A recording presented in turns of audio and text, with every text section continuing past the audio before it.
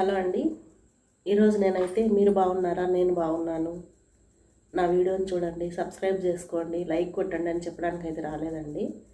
విషయం ఏంటంటే మనసుకు బాధ అనిపించేసి చెప్పాలని వచ్చారనమాట. యాక్చువల్గా నాకు ఫీవర్ వచ్చింది, ప్లస్ నాకు వాయిస్ కూడా రావట్లేదు బయటికి. ఇంట్లో వాళ్ళకి కూడా నేను ఒకటి చెప్తే వాళ్ళు ఒకటి అర్థం చేసుకునేటట్లు ఉందన్నమాట. వాయిస్ సరిగా లేదు. అయినా సరే వీడియో చేయాలని అనుకున్నానంటే నేను ఇలాంటి వీడియో చేస్తానని కూడా నాకు తెలియదు. నాకు మాటలు ఏవి చెప్పాలో కూడా నాకు సరిగ్గా తెలియవండి. అయినా నాకు తోచింది నేను మాట్లాడతాను ఈరోజు. ఏంటంటే, మీకు ఒక పాప డాక్టర్ మతుకుంది కదా, ఒక అమ్మాయి 4 ఏళ్ళ క్రితం మీరు మర్చిపోయి ఉంటారేమో. పాప డాక్టర్ చదువుకుంది. అమ్మాయిని 4 రేప్ చేసి చంపేస్తే వాళ్ళ 4ని ఎన్కౌంటర్ చేసినారు కదా. ఎన్కౌంటర్ చేసి చంపేస్తే అప్పుడేమనుకున్నారు అందరూ, ఇక ఇలాంటివి జరగవు అని అనుకున్నారు. కానీ అవి ఆగలేదండి. మళ్ళీ జరుగుతూనే ఉన్నాయి ఆడవాళ్ళ మీద. ఇప్పుడు వారం రోజుల నుంచి చూస్తే మన నంద్యాలలో ముచ్చుమరిలో జరుగుతుంది కదా. పాప 8 ఏళ్ళ పాప, 3 మైనర్లు కలిసి పాపను రేప్ చేసి చంపేస్తే ఆ పాప ఆచూకీ ఎక్కడుందో ఇంతవరకు ఎవరు కనుక్కోలేదు. అంటే వాళ్ళు మైనర్లు అంటున్నారు కానీ వాళ్ళు మైనర్లు ఏంటండి అసలు? ఒక అమ్మాయిని చంపేసే స్థితిలో వాళ్ళు ఉన్నారంటే, చంపేసి రేప్ చేసి చంపేసి పడేసే స్థితిలో వాళ్ళు ఉన్నారంటే వాళ్ళు మైనర్లు కాదండి. అది ఆగిపోలేదు అనుకుంటేనే ఇంకా నిన్న 2-3 నేను చూశాను.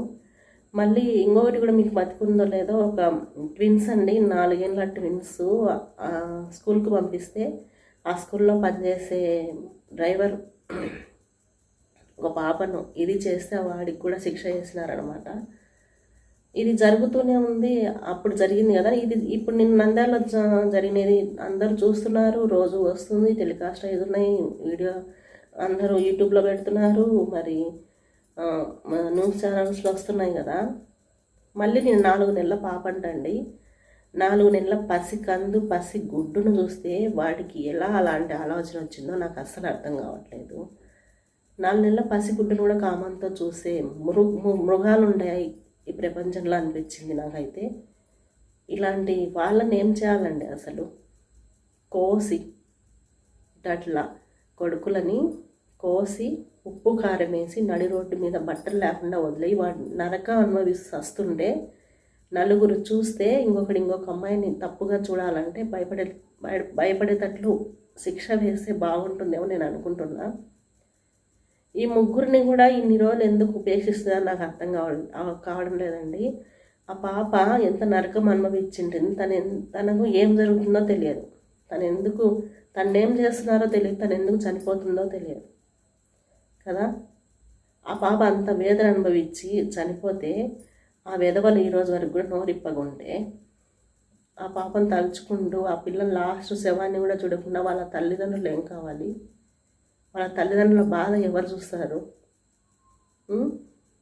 మళ్ళీ ఈరోజు 7వ తరగతి చదువుతున్న అమ్మాయి, గురుకుల పాఠశాలలో చదువుతున్న అమ్మాయి చనిపోయిందని నేను ఇప్పుడే యూట్యూబ్ ఓపెన్ చేస్తే చూశానండి. అంటే ఆడవాళ్ళను బతకనియరా? ఇంకా కడుపులో ఉంటేనే సేఫ్టీ నా అమ్మాయిలకి? అంటే ఆడజాతి పూర్తిగా అంతరించిపోతే ఎగురులాడతారా? ఏం చేస్తారు? ఇట్లే జరిగితే కొన్ని జంతువులు అంతరించిపోయినాయి చూడండి, అట్లా ఆడవాళ్ళు కూడా బతకరు. ఇలాంటి మృగాలకు శిక్ష ఖచ్చితంగా చాలా కఠినంగా పడాలండి. అంటే నాకు తెలిసి ఇవి ఆగుతాయని నేను అనుకోవట్లేదు. ఎందుకంటే ఇవి జరుగుతూనే ఉంటాయి. 4 రోజులు మనం జరిగినప్పుడు 4 రోజులు మాట్లాడుకుంటాము, అయ్యో పాపం అనుకుంటాం, మర్చిపోతాము, మళ్ళీ యథామామూలు చేస్తూనే ఉంటారు. కాబట్టి మనకు ఇది వరకు శిశుమందిర్ స్కూళ్ళు ఉండేటివండి. శిశుమందిర్ స్కూళ్ళల్లో రామాయణం, మహాభారతము, ఈ భగవద్గీత అనేటివి చెప్పేవాళ్ళు టీచర్స్. మనం తల్లిదండ్రులు చెప్పకపోయినా ఎవరు చెప్పకపోయినా వినరేమో కానీ టీచర్స్ చెప్తే పిల్లలు వింటారండి, ఖచ్చితంగా వింటారు. ఎందుకంటే నా చిన్నప్పుడు నేను పాల మీద మీగడ తీసుకొని చక్కెర కలుపుకొని తినేదాన్ని అండి, దొంగతనంగా, మా అమ్మకు తెలియకుండా. నాకు ఇష్టం చాలా, ఈరోజు వరకు కూడా తింటూ ఉంటాను అప్పుడప్పుడు. అది మా సార్ ఏం చెప్పినాడంటే, మీరు ఏ పని చేసినా పక్క వాళ్ళ పెన్సిళ్ళు, పెన్నులు, బలపాలు ఇట్లా ఏం తీసుకున్నా కానీ మిమ్మల్ని అంటూ ఒక కన్ను అబ్జర్వ్ చేస్తుంటుంది, మిమ్మల్ని అంటూ ఒకరు ఎప్పుడు చూస్తూనే ఉంటారు. మీరు దొంగతనం చేస్తే ఆ శిక్ష మీకు ఖచ్చితంగా పడుతుంది అని నాకు చెప్పినాడండి సార్. అయితే అంటే అందరికి చెప్పినారు. నేను మరుసటి రోజు నుంచి తినాలంటే భయపడేదాన్ని అండి. అంటే భయం వేస్తుంది, నన్ను ఎవరో చూస్తున్నారేమో, నాకేం శిక్ష వేస్తారు అనేసి. ఈరోజు వరకు కూడా కొంచెం ఆ భయం అయితే ఉంటుందంటే ఆధ్యాత్మికంగా మనం అప్పుడప్పుడు కొన్ని మాటలు వింటుండాలి. అంటే మనల్ని ఎవరో చూస్తారు, ఇప్పుడు అంటుంటారు విశ్వం చూస్తుంది, అబ్జర్వ్ చేస్తుంది అనేసి. అట్లా ఏదైనా తప్పు చేయాలంటే భయపడాలన్నమాట జనాలు. అట్లా ఏదైనా చిన్నప్పటి నుంచే పిల్లలకు తల్లి చెప్పుకోవాలి, నేను వేరు కాదు, పరాయి ఆడది వేరు కాదు. నాలో ఉన్న పార్ట్సే వేరే ఆడవాళ్ళు కూడా ఉంటాయి. పరాయి ఆడదాన్ని అలా చూడకూడదు. మన ఇంట్లో ఒక ఆడపిల్ల పుట్టిందంటే మహాలక్ష్మి పుట్టింది అంటారు. ఆ రోజులు పోయినాయండి, ఆ రోజులు పోయినాయి. స్కూళ్ళల్లో ఇట్లే నాకు తెలిసి నాకు చక్కగా మాట్లాడడం తెలియదండి. చాలా బాగా మాట్లాడి నేను చెప్పాలనుకున్నది కరెక్ట్గా చెప్తున్నాను లేదో నాకు తెలియదు. స్కూళ్ళల్లో చిన్నప్పటి నుంచి స్కూళ్ళల్లో, కాలేజీలలో, యూనివర్సిటీలలో కూడా ఒక పావు గంట లేకపోతే ఒక సబ్జెక్టు పెట్టాలండి, ఆధ్యాత్మికంగా పెట్టాలి. రోజు 2 అధ్యాయాలన్నా భగవద్గీత శ్లోకాలు చదివించాలి. అలా రామాయణ మహాభారతాల గురించి చెప్పాలి. చెప్తే పిల్లలకు చిన్నప్పటి నుంచి ఒక వయసు వచ్చే వరకు వాళ్ళు స్త్రీని గౌరవించడం అనేది నేర్చుకుంటారు. ఏమో అంటారు చూడండి, ముడ్డి కిందికి 16 ఏళ్ళు 10 ఏళ్ళు రాకపోయేసరికి ప్రతి ఒక్క ఆడదాన్ని వీడేదో పెద్ద ఇదైనట్టు చూస్తాడు చూడండి. కొంతమంది వాళ్ళ గురించి చెప్తున్నా నేను. అలాంటి వాళ్ళు తగ్గుతారని నేను అనుకుంటున్నానండి. ఇదైతే నా ఉద్దేశము.